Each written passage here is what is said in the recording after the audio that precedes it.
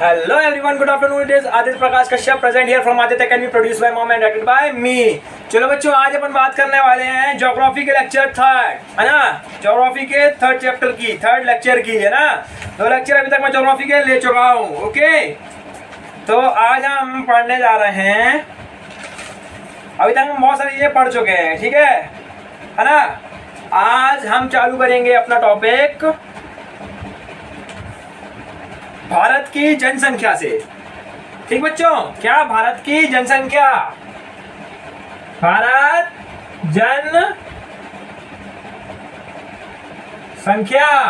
Okay बच्चों, भारत की जनसंख्या आज का हमारा टॉपिक। ओके, तो भारत की जनसंख्या जो कि 2011 की जनगणना के हिसाब से है 121 करोड़, है ना बच्चों। भारत की जनगणना के हिसाब से भारत की जनसंख्या 2011 की जनगणना के हिसाब से कितनी है? 121 करोड़। ओके, है ना। इसका क्षेत्रफल जो है भारत का एरिया, क्षेत्रफल कितना है? 32.8 लाख क्षेत्रफल है, किलोमीटर, वर्ग किलोमीटर। ओके, और इसमें राज्य 28 है और केंद्र शासित प्रदेश जो है वो 9 है, ठीक है। और जनसंख्या के मामले में भारत दूसरे स्थान पर है और क्षेत्रफल के विश्व के क्षेत्रफल में 7वें स्थान पर है, ठीक है बच्चों, ठीक है ना। अगस्त 2019 में जम्मू एंड कश्मीर और लद्दाख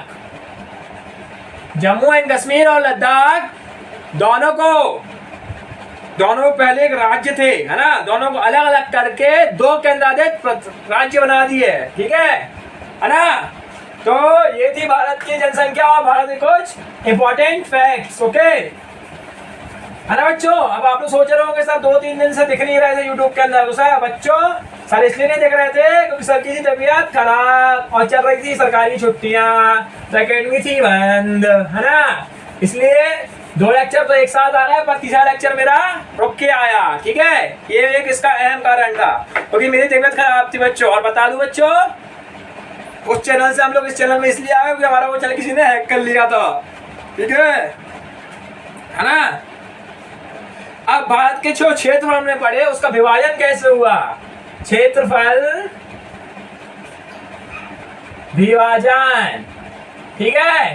क्षेत्रफल का विभाजन कैसे हुआ बच्चों, मतलब क्षेत्रफल किन किन तरीकों में बटा हुआ है ना। तो बच्चों, जो क्षेत्रफल है वो पर्वत, जो भारत में क्षेत्रफल है उसमें से पर्वत के पास जितना क्षेत्रफल है वो है 10.7%, ठीक है। और जितना पहाड़ियों में बटा हुआ है ना, उतना है 18.6%, ठीक है। और जो पठारों में बटा हुआ है पठार, है ना, वो है 27.7%। और जो मैदानों में बटा हुआ है ना, वो है 43%, ठीक है। भारत का क्षेत्रफल विभाजन इस प्रकार से भारत पर्वत, पहाड़ियां, पठार और मैदानों में बटा हुआ है। ओके बच्चों, जब तक घुसा दिमाग के अंदर, ठीक है ना, ठीक है। ये हो गई क्षेत्रफल की बात, भारत के किन किन हिस्सों में क्षेत्रफल बटा हुआ है। ओके,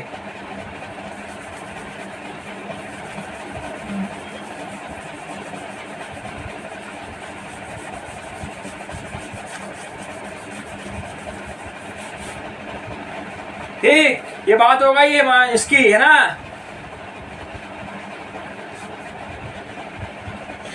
है ना, अब बात करते हैं हिमालय की, हिमालय के विभाजन की।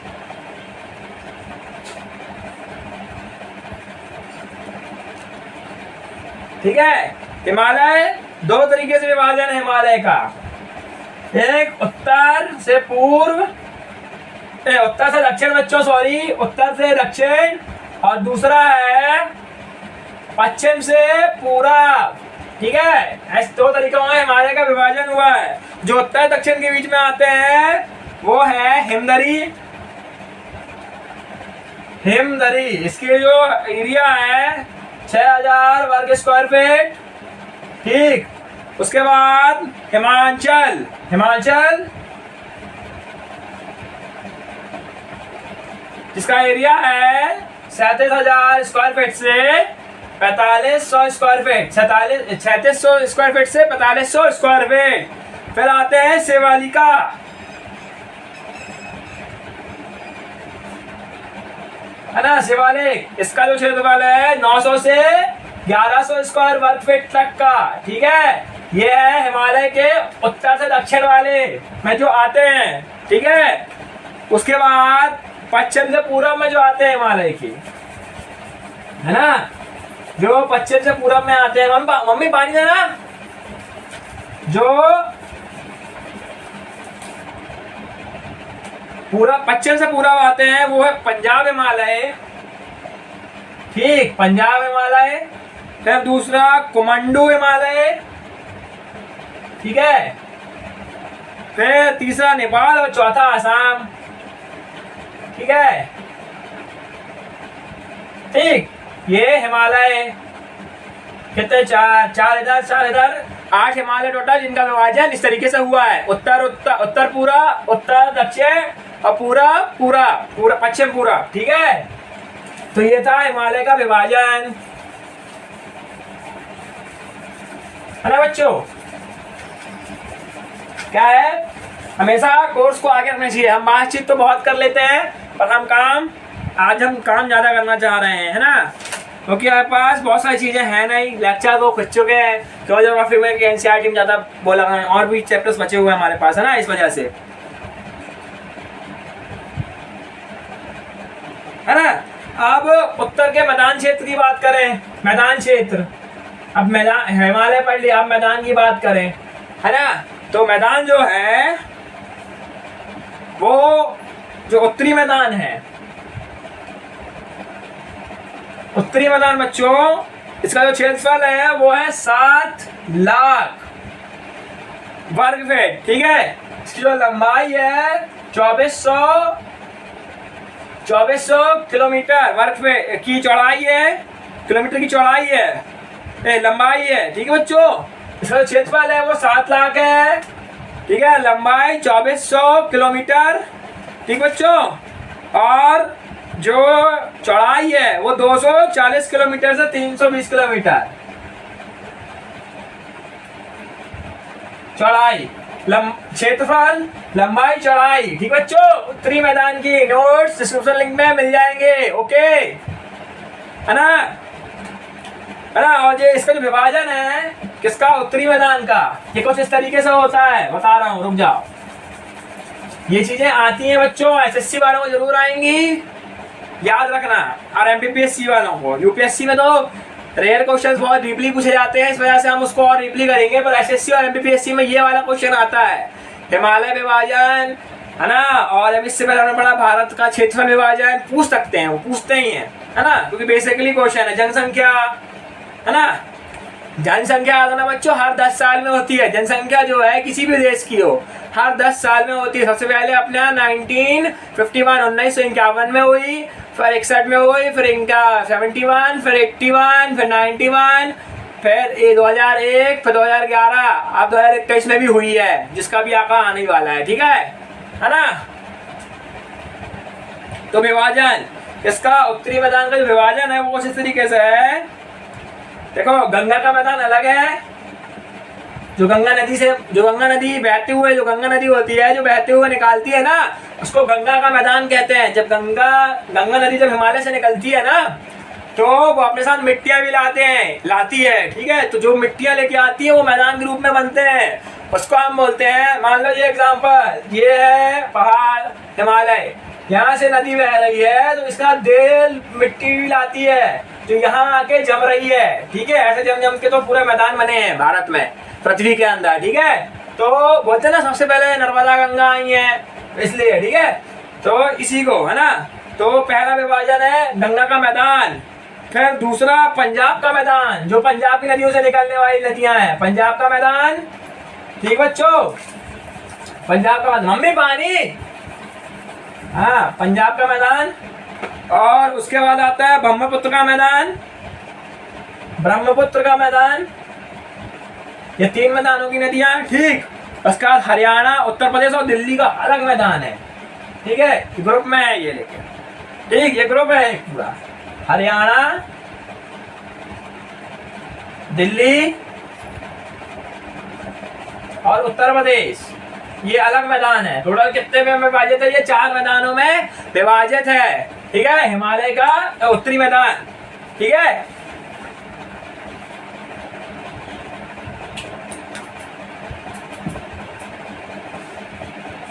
ठीक बच्चों, तो इसका विभाजन इस तरीके से हुआ है ना।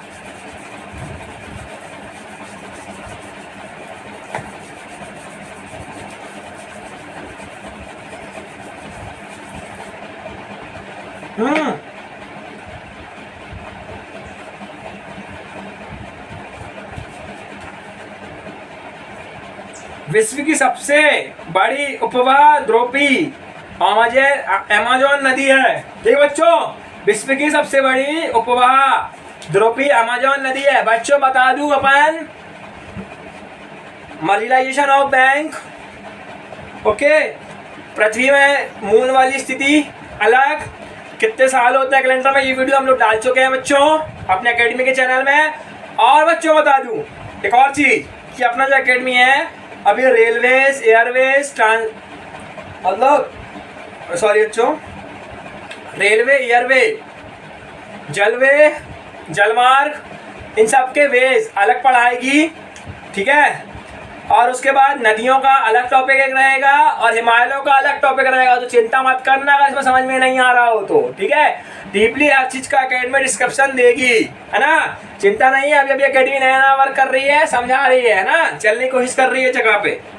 चलो अब पढ़ते हैं हम कुछ नदियों के बारे में, ठीक है। हम इसमें भी नदियों के बारे में पढ़ रहे हैं, पर अलग से हम एक अपना वीडियो लाएंगे जो नदियों के बारे में रहेगा, सिर्फ नदियों के बारे में, ठीक है बच्चों। नदियां,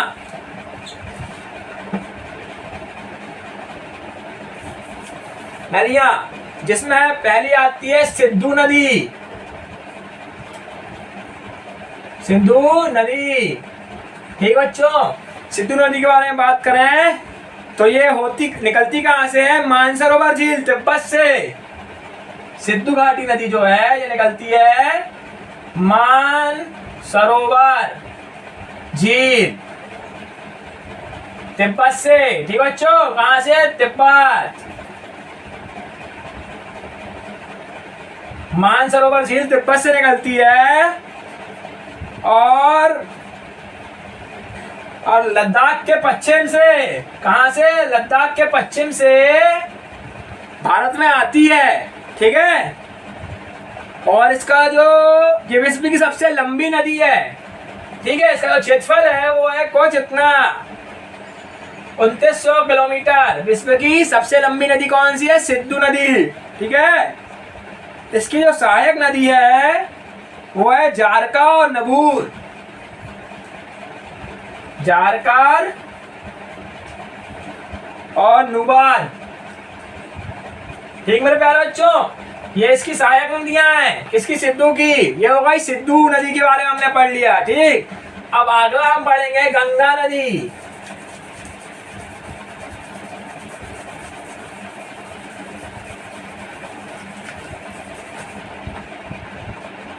गंगा नदी बच्चों,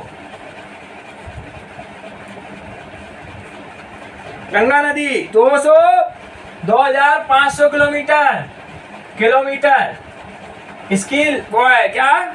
लंबाई है, ठीक है। और ये इसकी जो मुख्य धारा है वो भागीरथी गंगोत्री हिमनदी से निकलती है, ठीक है। सुने होगा ना हरिद्वार ऋषिकेश, उसके ऊपर जो है हिमनंदा, गंगोत्री हिमनंदा में भागीरथी से निकलती है, ठीक है। और अलकनंदा उत्तराखंड के देवप्रयाग से मिलती है। अलकनंदा उत्तराखंड के देवप्रयाग से मिलती है। और हरिद्वार में गंगा पर्वत छोड़कर मैदान में उतरती है, ठीक है ना। और इसकी सहायक नदियां हैं वो है धरका, धरतरा, घंटका और कोशी इसकी सहायक नदियां हैं। ठीक है, किसकी? गंगा नदी की, है ना। और हिमनदी के, गंगोत्री हिमनदी के से भीगगी से इसकी धारा निकलती है, जो अलकनंदा उत्तराखंड के देवप्रयाग से मिलती है और हरिद्वार के गंगा पर्वत को छोड़ के मैदान पर आती है। ठीक है, ये रही गंगा की बात, है ना। अब ब्रह्मपुत्र नदी,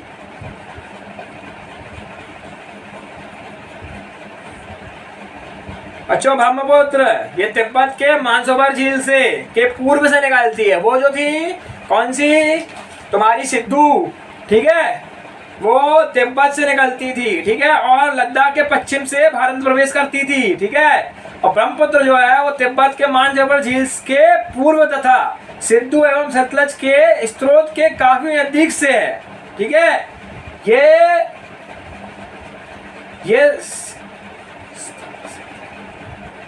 ये जो है सिद्धू से अधिक लंबी है। ठीक है, सिद्धू से बड़ी नदी यही कहते हैं इसको। और तिब्बत में इसको संगपायु और बांग्लादेश में इसको जमुना भी कहा जाता है। ठीक है, तिब्बत में इस नदी को हम लोग संगपायु कहते हैं और बांग्लादेश में जमुना कहते हैं बच्चों। ठीक है ना। ये आती कहाँ से? तिब्बत से और सिद्धू से हल्की सी बड़ी नदी है। Okay, is that clear? अपने यहाँ की जो राष्ट्रीय नदी संरक्षण योजना है वो 1995 में बनी थी। ठीक है, राष्ट्रीय नदी संरक्षण बोलते हैं ना, नदी संरक्षण। ठीक है ना। अब बात करते हैं, अगर आप मध्य प्रदेश में रहने वाले व्यक्ति हो, जबलपुर जिले से रिजर्व करते हो, अगर जबलपुर जिले से आते हो या फिर जबलपुर जिले के आसपास के जिलों से आते हो, तो आपको ये नदी का नाम जरूर पता होगा, नर्मदा नदी बच्चों, मध्य प्रदेश की अपनी नदी। ठीक है, इसका उदय मध्य प्रदेश के अमरकंटक से होता है, जो पश्चिम फास घाटी में बहती है और मध्य प्रदेश से होते हुए गुजरात के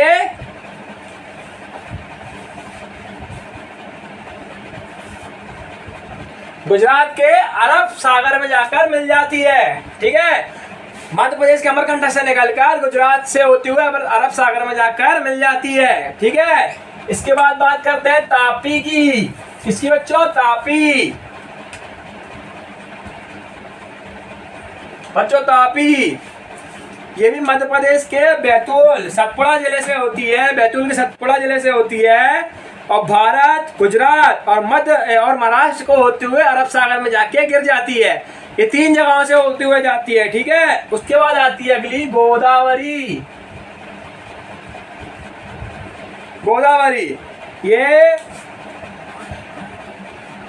ये बड़ी प्रायद्वीप नदी है जो बंगाल की खाड़ी से गिरती है। इसकी लंबाई जो है 1500 है। ठीक है, और इसके बाद आते हैं महानदी। बच्चों महानदी की बात करते हैं, है ना। महानदी की जो लंबाई है वो है 860 किलोमीटर। ठीक है, और ये छत्तीसगढ़ से इसका उदय होता है और उड़ीसा से बहते हुए बंगाल की खाड़ी में जाकर गिर जाती है। ठीक है ना। उसके बाद आते हैं कावेरी।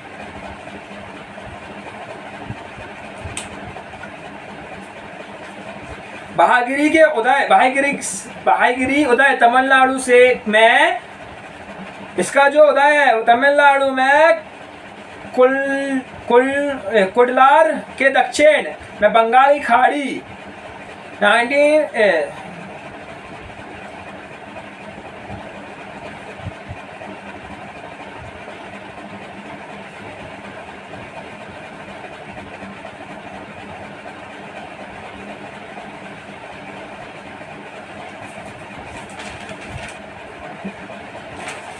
हाँ बच्चों, ये जो है ये तमिलनाडु से ये तमिलनाडु में, इसका उदय तमिलनाडु में होता है, जो कुल्लाड़ के दक्षिण से बंगाल में की खाड़ी होते हुए बंगाली खाड़ी में गिर जाती है, जिसकी लंबाई 1760 किलोमीटर है। ठीक है, ये जो नदी है कावेरी, इसका भागीरथी उदय होता है तमिलनाडु में, कुलंकारा के दक्षिण में बंगाली खाड़ी से खत्म हो जाती है। ठीक है, तो अभी हमने पढ़ी नदियां। अब हम कुछ इंपॉर्टेंट फैक्ट्स की बात करें तो बता दूं बच्चों, गर्मियों में राजस्थान जो है ना, उसका जो पारा है वो 50 डिग्री सेल्सियस तक पहुंच जाता है। सबको ये चीज पता होगी। ओके, ये चीज सबको पता होगी, है ना। ठीक है, उसके बाद जम्मू और कश्मीर, पहले भाग में तापमान जो है लगभग 20 डिग्री सेल्सियस रहता है हमेशा। ठीक है ना। और मेघालय में वार्षिक वर्षा 4 सेंटीमीटर तक होती है। मेघालय में जो वार्षिक वर्षा है, वार्षिक मतलब सालाना जो वर्षा है 400 सेंटीमीटर होती है। ठीक है, मानसून भारत में 10 जून को के आसपास मुंबई पहुंचता है और 100 से 120 दिन तक का होता है, जो सितंबर के आसपास खत्म हो जाता है। ठीक है ना। अब बात करते हैं मानसूनी हवाएं।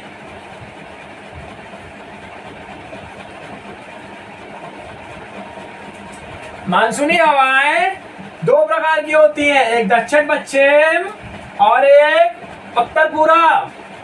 ठीक है ना। 2 प्रकार की पश्चिम हवाएं होती हैं। जो दक्षिण पश्चिम वाली होती है, ये अरब सागर की बंगाल की खाड़ी से उत्तर की ओर बढ़ती हैं। ठीक है, अरब सागर और बंगाल की खाड़ी से दोनों से उत्तर की ओर चलती हैं, है ना। ये जो है ये जून से सितंबर में आती है। ठीक है, मतलब जब हमारे यहाँ पे कहाँ पर, हमारे यहाँ पर क्या होता है, बारिश होती है। उसके बाद उत्तर पूर्वी, ये जो है उत्तर पूर्वी मानसून, ये समुद्र की ओर से बढ़ता है, जो अक्टूबर नवंबर माह में तमिलनाडु में वर्षा करता है। ठीक है, तमिलनाडु क्षेत्र में वर्षा कब होती है, अक्टूबर नवंबर के समय। ठीक है, उस समय हमारे यहाँ कौन सी ऋतु चल रही होती है, हमने पढ़ा था बच्चों। हाँ बिल्कुल सही, हमारे यहाँ चल रही होती है शरद ऋतु, है मतलब ठंडी ठंडी हवाएं चल रही होती है। वसंत ऋतु, है ना, हम लोग बनाते हैं ना बसंत पंचमी, जिसमें हम अपनी सरस्वती जी की पूजा करते हैं। ओके, हमारे यहाँ जो है 2000 प्रकार की जनजातियां हैं, पंछियां हैं। 2000 प्रकार के पंछियां हैं और 2546 प्रकार की मछलियां हैं। ठीक बच्चों, है ना।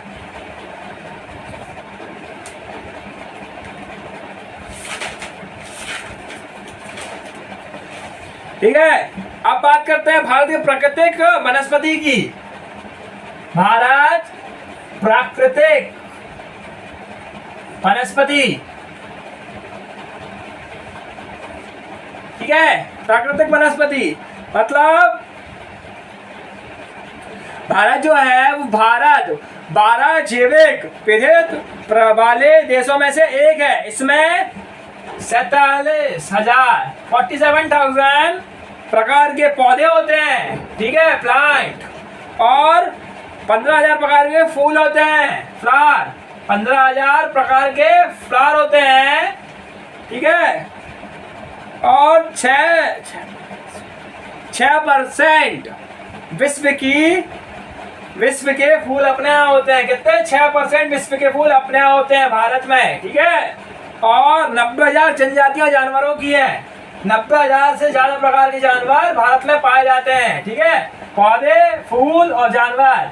ठीक, उसी में मैंने आपको बताया था कि मछलियां जो है वो 2546 प्रकार की होती हैं, और जो ये होते हैं क्या, पंछियां, वो होते हैं 2000 प्रकार के। ठीक है बच्चों, इधर तक क्लियर हुआ? हाँ ठीक है। अब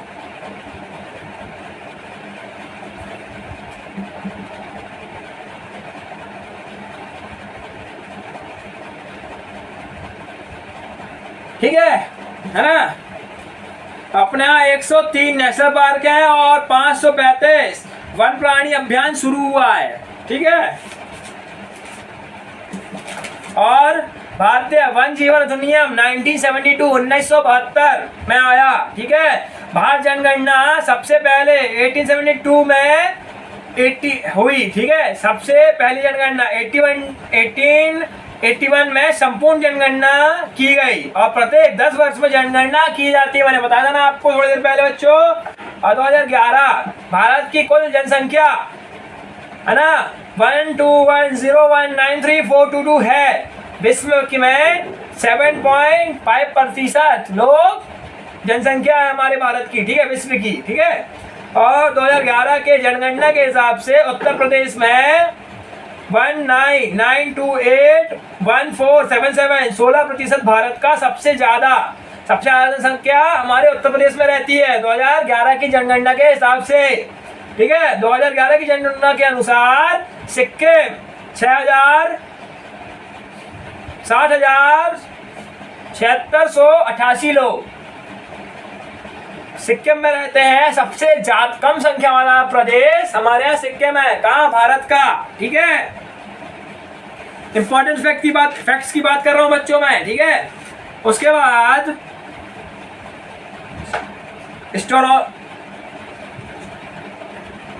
स्ट्रोथीज ने 276 में ईस्वी पूर्व में 195 से 195 से 194 ईस्वी पूर्व भूगोल का पिता कहा जाता है। जब इनने स्थापना की थी भूगोल की, पृथ्वी का वायु 6.6 अरब वर्ष हो गया है, ठीक है। चंद्रमा की उत्पत्ति द बिग स्प्लेंट, बच्चों याद रखना, चंद्रमा की जो उत्पत्ति है वो द बिग स्प्लेट, ठीक है। इस घटना के कारण हुई थी उसको द बिग स्प्लेट कहा जाता है बच्चों। इसलिए इसको ये कहा जाता है क्योंकि मंगल ग्रह से जो है एक प्लैनेट टकराया जिसके टुकड़े हुए और एक जो टुकड़े हुए उसमें से एक जो आया उससे चंद्रमा की उत्पन्न हुआ, ठीक है। ये जो कांड है ये 4.44 अरब साल पहले हुआ, ठीक है।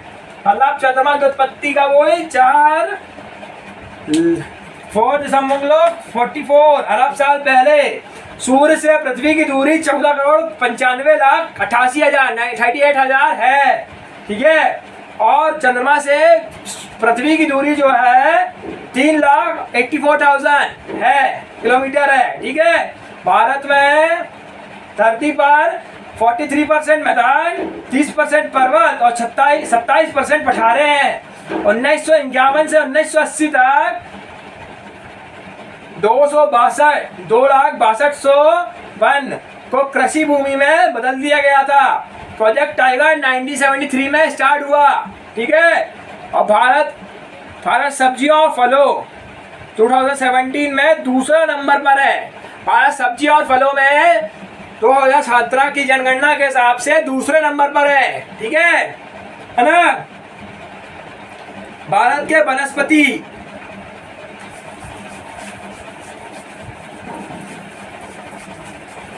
एनसीईआरटी से इतना अपन पढ़ सकते थे बच्चों, अपन ने उतना बेसिक न्यूज पढ़ ली है। इतना है कि अब हम यूपीएससी करने जा रहे हो तो 33% तो ला सकते हैं, पर हमारा 33% से कोई काम होने नहीं वाला है ना।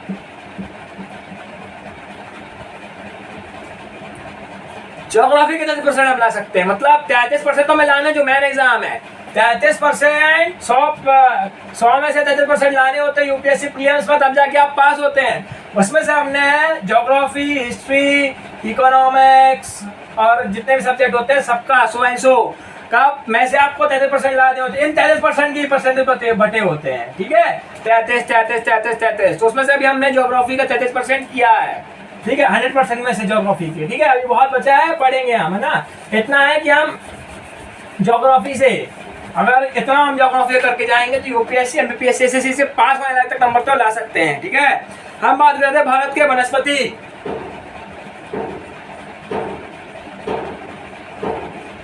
ठीक है बच्चों, भारत के वनस्पति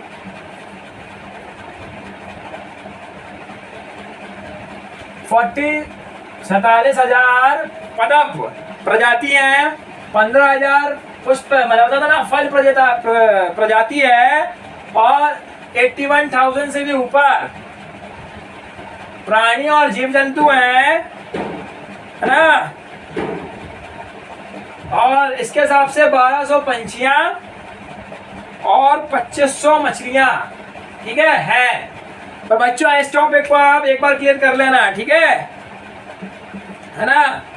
अब बात करते हैं हम कि भारत के बालाघाट में 52% तांबा उत्पन्न होता है, ठीक है। भारत में पेट्रोलियम 63%, मुंबई से 18% और गुजरात से 13%, असम से। देखो बच्चों, भारत में पेट्रोलियम जो है 63% मुंबई से निकाला जाता है, 18% गुजरात से और 13% असम से। 1854 में मुंबई में सूती वस्त्र की मिल बनाई गई थी, ठीक है, 1854 में पहली, ठीक है। उसके बाद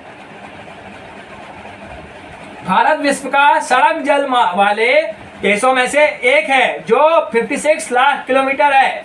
जलमार्ग यहाँ का 14,500 किलोमीटर लंबा है और 1953 में वायु परिवहन का राष्ट्रीयकरण हुआ था। मतलब 1953 में एरोप्लेन स्टार्ट हुए थे, ठीक है। राष्ट्रीयकरण दिया गया था, उनको नेशनलिटी दी गई थी।